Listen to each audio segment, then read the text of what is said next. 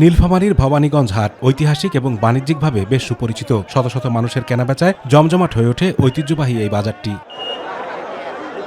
কিন্তু অভিযোগ উঠেছে চলতি বছর এই হাট ইজারা দিতে না পেরে উপজেলা প্রশাসনের সহায়তায় খাজনা আদায় করছে স্থানীয় প্রভাবশালীরা। রসুন পেঁয়াজ ডোল হচ্ছে 10 টাকা করে, আর ওরা নিচ্ছে 50 থেকে 60 টাকা।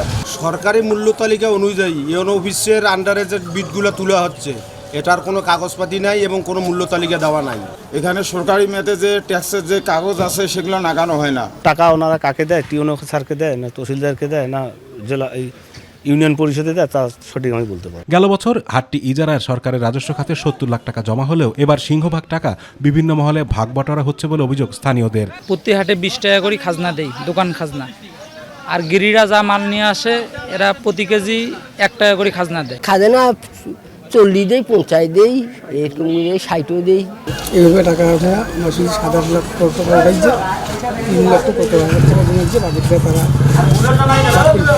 খাজনা আদায় উপজেলা নির্বাহী অফিসারকে 23 লাখ টাকা দিয়ে কর্মযজ্ঞ চালাচ্ছেন বলে জানান সংশ্লিষ্ট ইউপি প্রশাসক। কত টাকা আপনারা সিলেক্ট করছেন? আমরা তো প্রথম 2 মাস হলো 6 লাখ করে। সেই টাকাটা অগ্রিম দিয়েছে কিনা?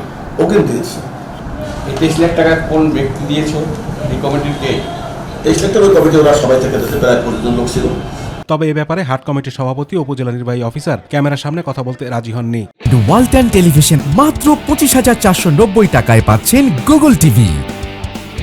আমি যখন বলবো দিব তখন না, আপনি তো তার ইচ্ছা মতো হয়ে গেল। আপনি তো গভর্নমেন্টের প্রপার্টি জিনিস, আপনার জনগণের জিনিস আপনি ইচ্ছা ব্যবহার করতে পারেন না।